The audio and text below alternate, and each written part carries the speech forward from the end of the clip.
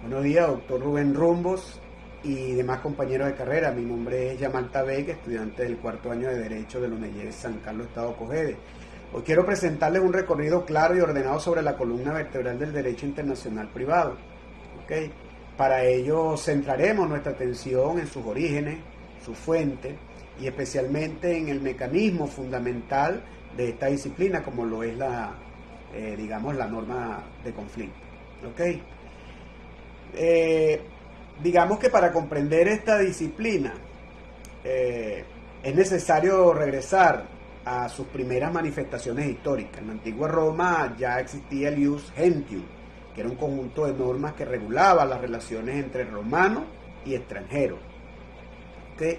Sin embargo, para ubicar el verdadero punto de partida de la disciplina debemos trasladarnos a los siglos XIV al XVI, con las escuelas estatuarias italianas. Fue allí donde autores como Bartolo de Sassoferrato plantearon la distinción entre las leyes territoriales que se aplican sobre los bienes y las leyes personales que siguen a las personas.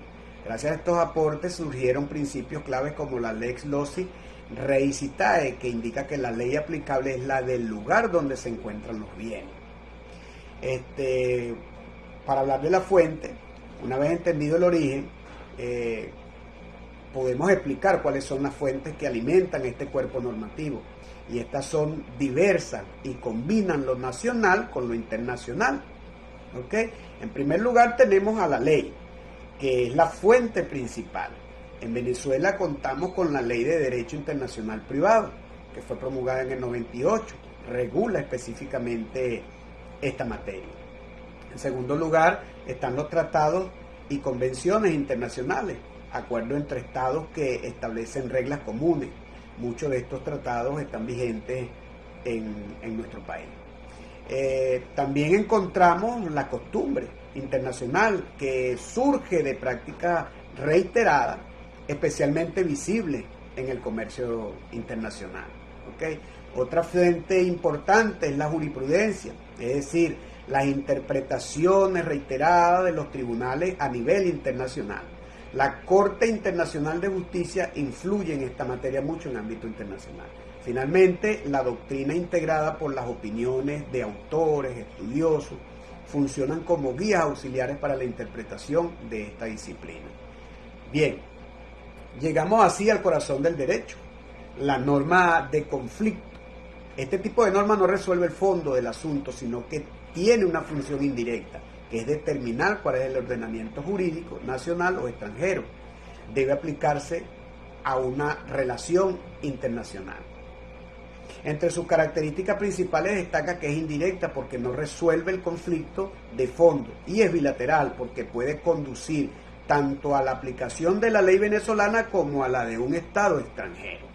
En cuanto a su clasificación, forma parte del núcleo central del conflicto de la ley, de las leyes del centro de la concepción estricta del derecho internacional privado. ¿Okay? Para comprender cómo funciona debemos observar sus tres elementos esenciales. Podemos decir que el primero es el supuesto de hecho, que es la categoría jurídica en cuestión, como la capacidad o el divorcio. En segundo lugar, el punto de conexión que relaciona ese supuesto con un ordenamiento jurídico. El tercer elemento es la consecuencia jurídica, que consiste en la designación indirecta de la ley aplicable. Digamos que aquí entran en juego los factores de conexión, que son indispensables para aplicar una norma de conflicto. En Venezuela se ha sustituido progresivamente la nacionalidad por criterios como el domicilio o la residencia habitual. Entre los factores tradicionales podemos mencionar la lex loci rei citae, que aplica la ley del lugar donde están los bienes, la lex fori, que es la ley del juez que conoce el caso, y el principio de locus rei actum, que indica que la forma de un acto se rige por la ley del país donde se celebró. Digamos que, ahora bien, la aplicación de la ley extranjera designada por la norma del conflicto no es absoluta. El sistema prevé controles destinados a proteger el interés nacional y evitar los fraudes. Pasamos ahora Estas normas, también llamadas normas de policía, se aplican de forma inmediata, sin necesidad de acudir a la norma de conflicto. Su finalidad, ¿cuál es? Es proteger el orden público y la seguridad del Estado. El artículo 10 de la Ley de Derecho Internacional Privado es claro al respecto.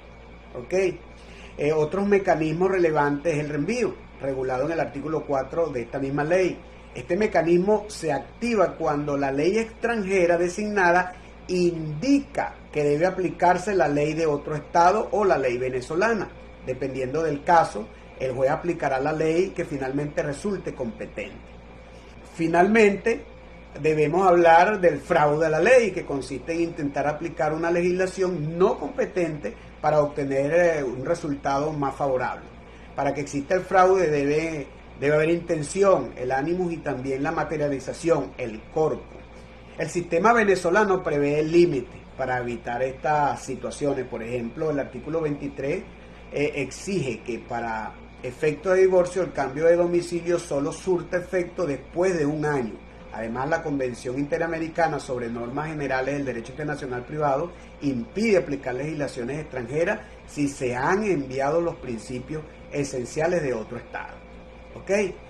Llegamos y podemos concluir que el derecho internacional privado cumple un papel fundamental en un modo donde las relaciones jurídicas cruzan fronteras constantemente, gracias a la norma de conflicto y a los mecanismos previstos por la Ley de Derecho Internacional Privado, como las normas de aplicación necesarias, el reenvío y la prevención del fraude a la ley. Se garantiza la coherencia, la seguridad jurídica y la correcta aplicación del derecho en escenarios internacionales. Espero que haya sido de su agrado. Por su atención, muchísimas gracias.